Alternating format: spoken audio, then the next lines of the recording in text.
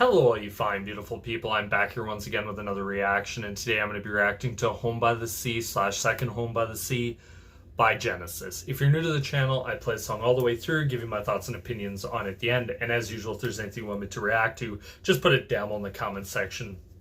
Try to get around everyone's suggestions. I know for a lot of the proggier fans, this isn't their favorite era of Genesis, but I thought, you know what? I've seen a lot of people suggesting to listen to both these songs, so I thought, you know what? Let's give it a shot, see how it sounds. So without further ado, here it is. Home by the Sea, Second Home by the Sea by Genesis.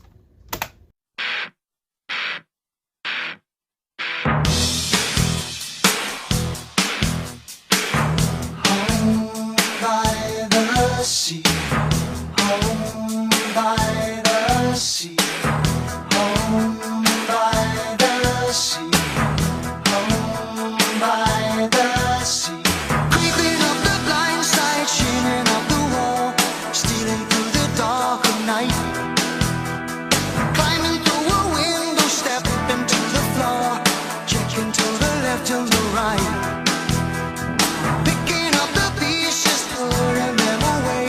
Something doesn't feel quite right. Help me, someone, let me out of here. Then out of the dark, we suddenly heard, welcome to the home by the sea. Coming out the woodwork through the open door, wishing from above and below. Shadows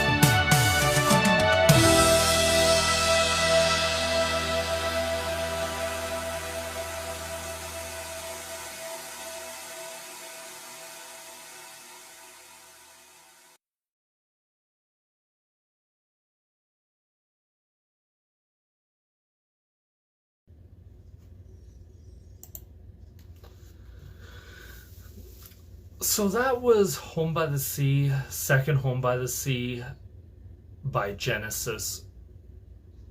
Wow. What a song. Like, what a nice little suite that comes in here. I have to say right off the bat, I absolutely love Phil Collins vocally.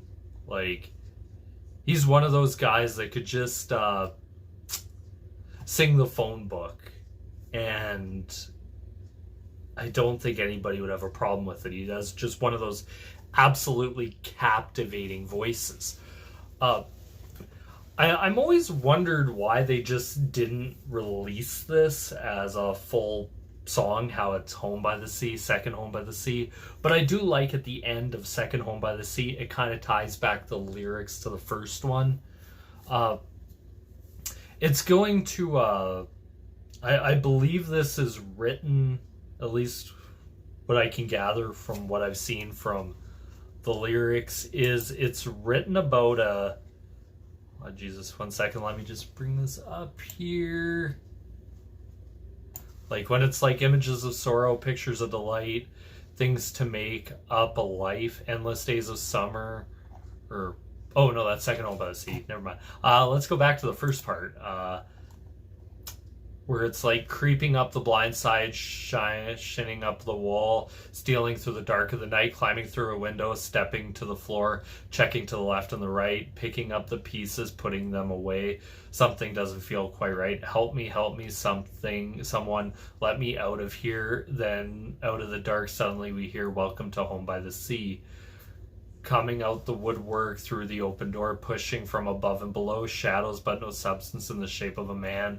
Run and down and sideways they go, adrift without direction, eyes that hold despair. Then as one they sigh and they moan, help us, someone let us out of here, living here so long on this earth, dreaming of the time that we were free so many years ago, but before the time when we first heard welcome to Home by the Sea. It's pretty much, I like, from the sounds of it, it's about a guy breaks into a house. It's kind of more than expected. Like maybe the house sounds like the house is haunted, a bunch of spirits living there. It's a really interesting idea, and it's something very much that seems to be in a, I'm not sure if it's so much before, but at least one song that really comes to mind that really kind of brings this up, I believe, is Robbery and Assault and Battery, I think it is, from a Trick of the Tail. Kind of these weird kind of predicaments people get themselves in. Like that one's about a bank robber, and this one's about somebody breaking into a house and getting kind of more they bargain for. But it's interesting in how they say also in the lyrics here where they're like, sit down, as we relive our lives and what we tell you, images of sorrow, picture of delight, things that go to make up a life, endless days of summer, longer nights of gloom, waiting for the morning light, scenes of unimportance, photos in a frame, things that go to make up a life. Help us, someone, let us out of here, 'cause living here so long on this earth, dreaming of a time we're free so many years ago, before the time where we first heard welcome to Home by the Sea. There's something about that, and part of me also wonders if this is like, because I'm sure even by this point Genesis got the fans that were constantly like, yeah, it's Genesis, but it's not the Genesis I remember. I wonder if this is kind of their song for them, like, hey, like, we're kind of free from the past. I guess it's always about looking forward to the future. I wonder kind of if there's a little bit of that where they're like, hey, cool down, this is the direction we're going. To people, I'd really love to know if there was any of that put in the thought process behind this, where there's kind of like these double meanings to things, because it's really interesting to hear. But this song really is fantastic. It's catchy. I love Tony Banks' synth work throughout this song. Like his synth, his keys. He's one of those really interesting guys that I always think deserves a lot more credit. Like whenever you talk about greatest keyboard players, usually Keith Emerson gets mentioned, Rick Wakeman always gets mentioned. But up in there, I think Tony Banks deserves to be right up there with them. Some of the interesting melodies, like so far from this era, I've heard Duke, stuff from Duke, heard Mama from this album. This is second stuff from this album, doing the Brazilian, or Domino, I know I did, We Can't Dance, stuff like that. But Tony Banks, I always find on every album, brings something that's really interesting. Mike Rutherford is another guy. His bass tone's good. His flurry of little guitar work, like that's one thing I'll give Mike Rutherford, is I don't think coming into this, like most people would say Steve Hackett, and then Steve Hackett left. I don't think Mike Rutherford did a terrible job actually replacing him, because they kind of morphed their sound to what really fit the music. And also, I do agree with I did make this comment to my co-host Scott on the Prog Corner, where I'm like, Genesis morphed into really what ELP should have been in the 80s. But they just had the ability to really dig deep and to do these types of songs. Like, it is really interesting. I really love how the first part is kind of the pop song, but the second, Home by the Sea, is more of the experimentation, the instrumental, with just a little bit of lyrics. And I think it works good, but I think the tie-in is the lyrics to the first song. So it doesn't quite feel like two completely separate, like there is the tie-in, so there is that kind of gap. And to think about it, for a band like Genesis, that's actually kind of progressive even for the 80s. Like, you think about it, not that other tracks didn't lead into, but to kind of have like this 11-minute kind of suite there, or song, it's really interesting. Genesis is one of those bands that I want to go back and listen to start to finish and really delve deep into their music, because I find it absolutely, as I've been saying many times over, just fascinating. Phil Collins on drums. I do agree with my co-host Scott. Phil Collins ruled the 80s. Like, this guy, man, his drumming and his vocals, like, whew. And to anyone wanting to get into drums and to really learn drums and different aspects of techniques of drums, I would always suggest listen to anything with Phil Collins on it, and you'll always find something good to listen to. But anyway, that's my thoughts and opinions. Once again, I've been rambling on probably longer than I should have. Thank you guys so much for watching. Tell me, what do you think by Home by the Sea, second Home by the Sea? Like it, don't like it, please comment down below. Once again, I have to say thank you guys so much for watching. It really does mean a lot. This is me here signing out. Peace.